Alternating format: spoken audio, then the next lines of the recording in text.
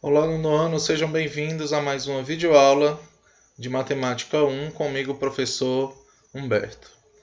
Na nossa videoaula de hoje, nós faremos uma correção de uma atividade sobre a noção de função.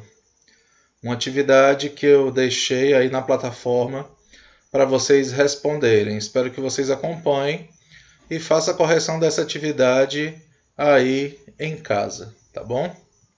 Para nossa correção, eu utilizei principalmente o conceito de noção de função utilizando tabelas, tá, turma? São 8 questões que nós vamos conferir agora. Primeira questão. A tabela abaixo mostra os números de peças produzidas em uma fábrica em função do número de trabalhadores. Nós temos aqui 4 funcionários produzem 200 peças.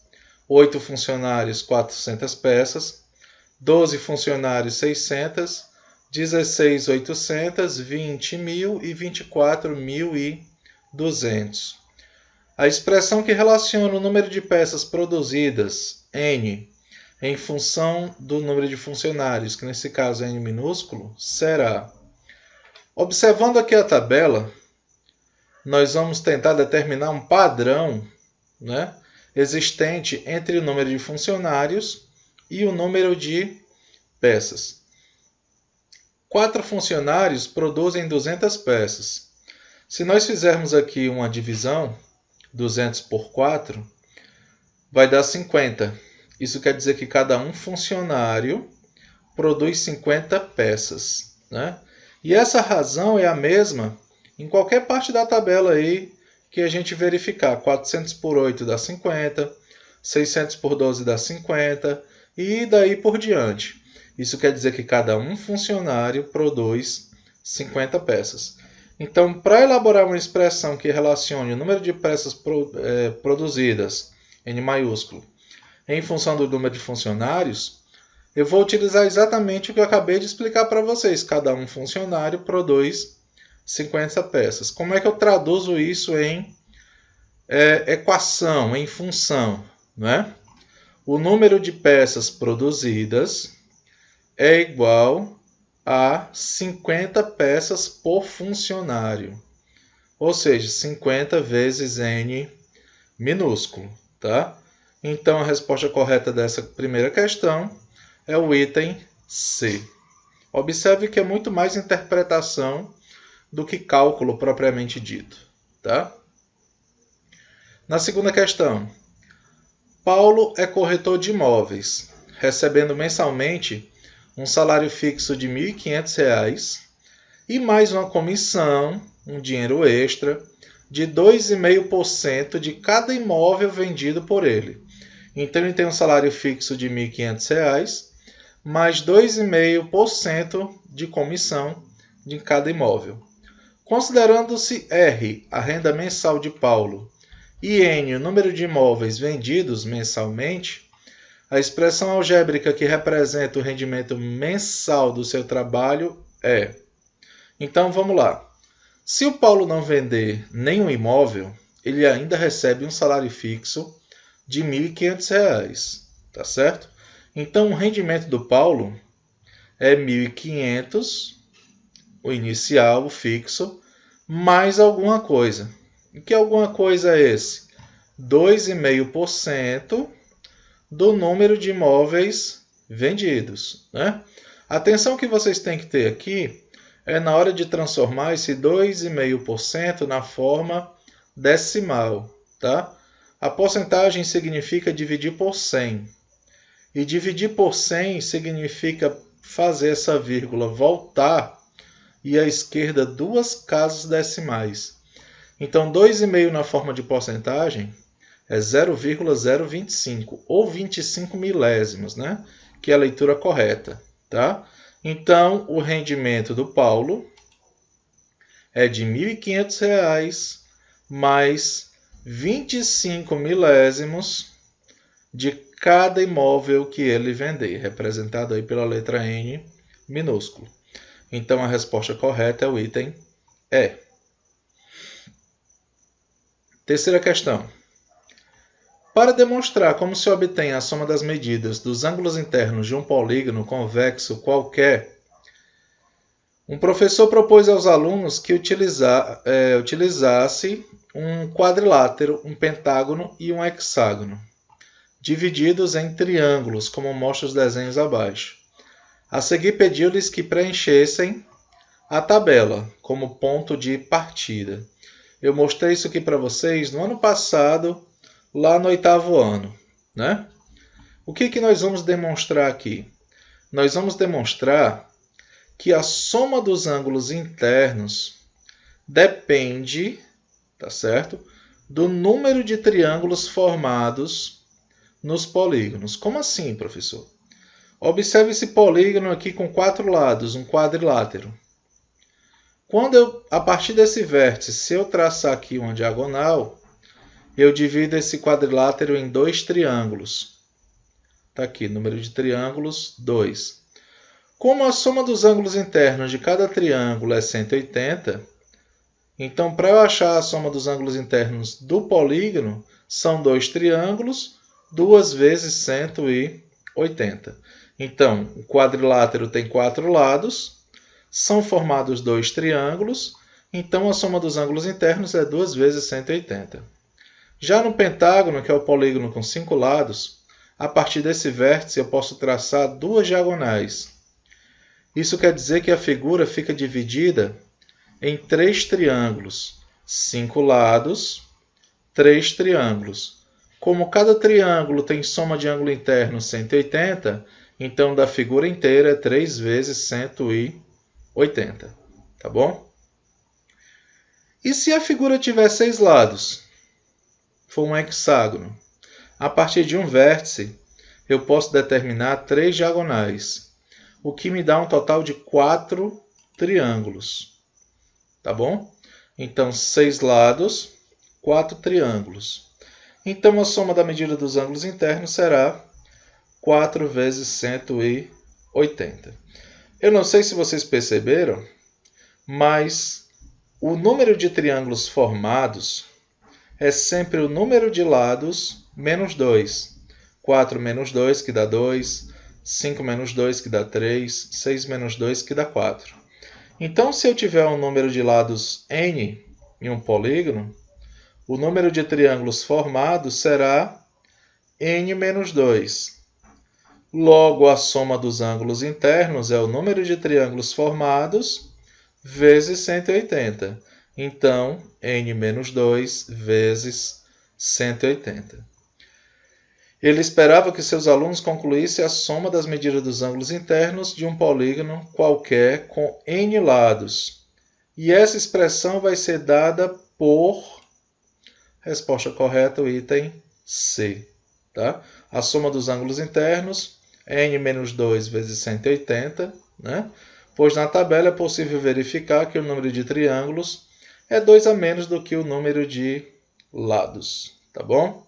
O item correto é o item C. Quarta questão.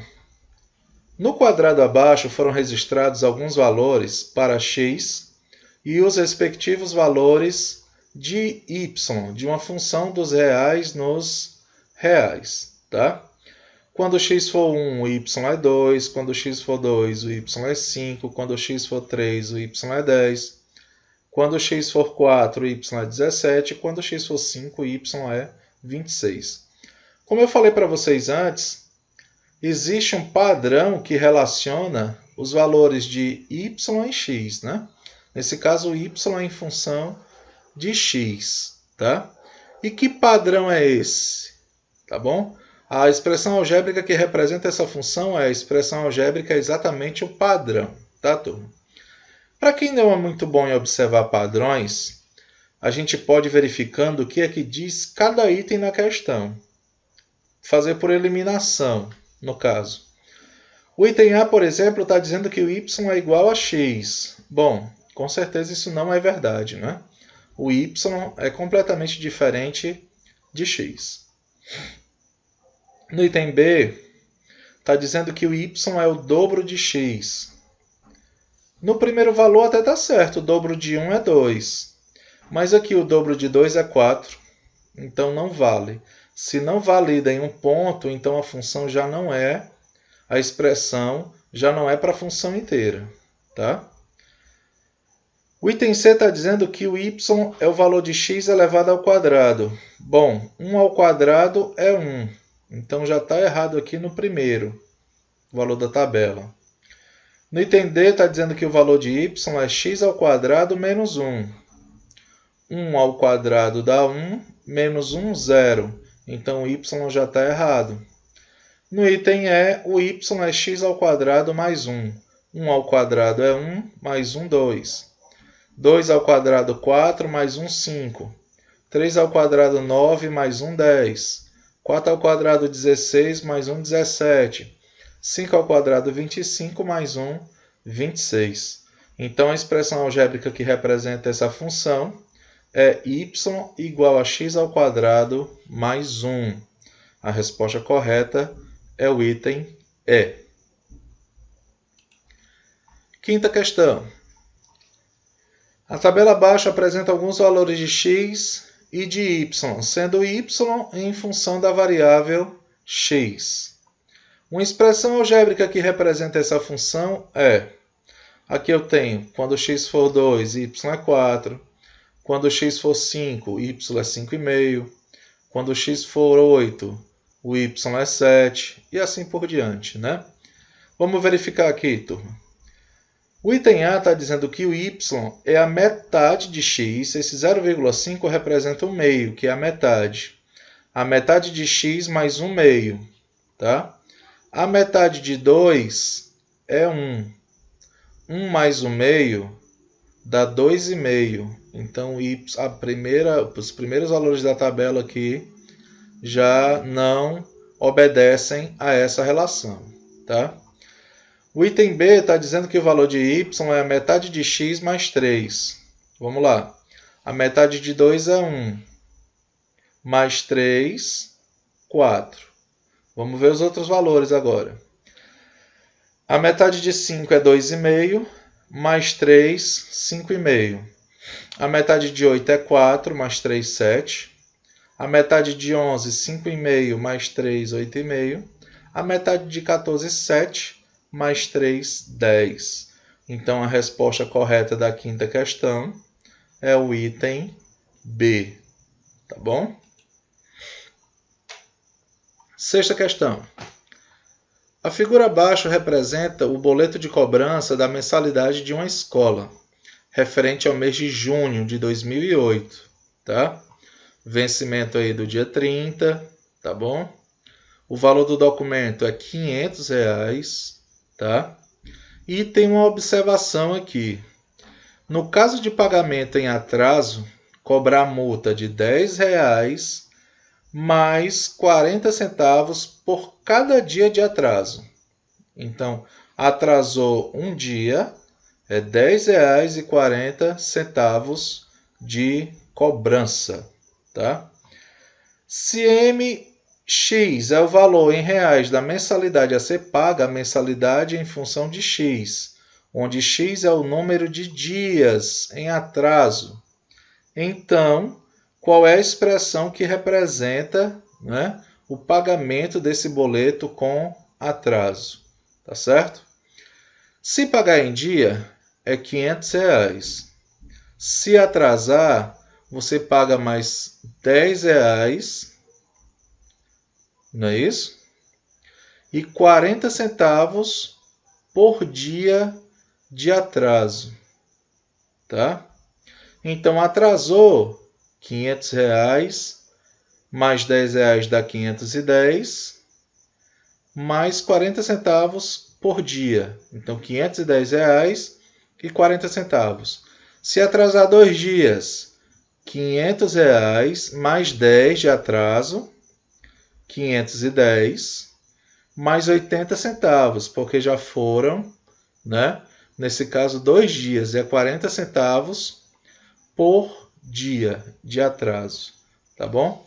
Então, turma, a função que relaciona aqui o pagamento em atraso, nesse caso, será, atrasou, né, 500 mais 10, 510. mais 40 centavos por dia de atraso. Lembra que 40 centavos na forma decimal é a mesma coisa que 4 décimos, ou 0,4x. Então, o item correto aí é o item C. Tá bom? Sétima questão. O quadro abaixo mostra o valor V em reais cobrado por uma operadora de telefonia em função N de minutos falados. Então, o que é que me diz a tabela? Se você não falar nada, você vai pagar R$10. Então, se você não falar nada e paga R$10, isso aqui é a taxa fixa, né? Se falar 1 minuto, paga 10,15. Então, eu posso concluir que 1 minuto dessa operadora equivale a 15 centavos. Tá certo? Taxa fixa de 10, mais 15 centavos por minuto. 2 minutos, R$10,30. E assim por diante. Tá bom? A expressão que permite determinar o valor V em reais a pagar por um número N qualquer de minutos falados é, ou seja, o valor a pagar em função do tempo, da quantidade de minutos. A pessoa paga uma taxa fixa de R$10, então inicia com R$10, mais 15 centavos por minuto, que nós estamos chamando aqui de N. Tá certo? Então, a expressão que se encaixa no nosso raciocínio é exatamente o item B. O valor a pagar é 15 centavos por minuto, mais R$10, que é o valor fixo, tá? Então, a resposta correta é o item B. Na oitava questão, um cabeleireiro cobra R$12 pelo corte para clientes com hora marcada e R$10 sem hora marcada. Então, ele separa os clientes aqui por hora marcada e hora não marcada, tá? Ele atende por dia um número fixo de 6 clientes com hora marcada, ou seja, todo dia ele atende 6 clientes com hora marcada. E o número variável X de clientes sem horas marcadas. Os outros clientes, né, ele cobra por hora não marcada. Então, o que é dado em função de quê? O que é que está em função de quê? Tá? Nesse caso, a quantia arrecadada, o quanto ele vai arrecadar por dia, depende do número de clientes, né? A dependência aí, no caso, é a quantia em função do número de clientes. A quantia é a variável dependente e o número de clientes é a variável independente. Tá? No item B, escreva a fórmula matemática que fornece a quantia Q arrecadada por dia em função do número X. Turma, por dia, ele atende 6 clientes com hora marcada. Cada cliente com hora marcada é R$12. Então, por dia, praticamente, ele tem um ganho fixo de R$72. São 6 clientes a R$12. Mas, cada cliente sem hora marcada é R$10. Como o número de clientes que a gente está falando aqui sem hora marcada é X, então a nossa equação vai ser essa aqui. Ó. A quantidade arrecadada é R$72 mais R$10 por cliente com hora não marcada. Tá bom? Qual foi a quantia arrecadada num dia em que foram atendidos 16 clientes? Esses 16 clientes, tanto estão incluídos clientes com hora marcada, como aqueles com hora não marcada. Como são 6 clientes por dia com hora marcada, então 6 com hora marcada e 10 com hora não marcada.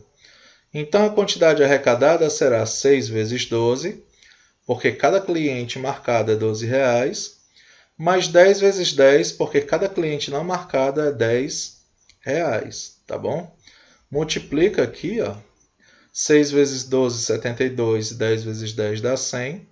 Então, nesse dia, ele arrecadou R$172. Tá bom? E no item D, qual foi o número de clientes atendidos num dia em que foi arrecadado R$ 212? No item C, ele deu o número de clientes e pediu a arrecadação. No item D, ele deu a arrecadação e pediu o número de clientes. Para fazer isso, eu posso fazer o seguinte. Posso pegar essa equação aqui, Q igual a 72 mais 10x, e onde tem Q, que é a quantia arrecadada, eu substituo por 212. Tá? Então, 212 igual a 72 mais 10x. Isso aqui vira expressão numérica do primeiro grau. O 72 passa diminuindo. 212 menos 72 dá 140. E o 10 que está multiplicando passa dividindo. 140 dividido por 10 dá 14. Então, são 14 clientes com hora não marcada. E 6 clientes com hora marcada. Os 6 clientes já estão aqui, nos R$ 72, tá?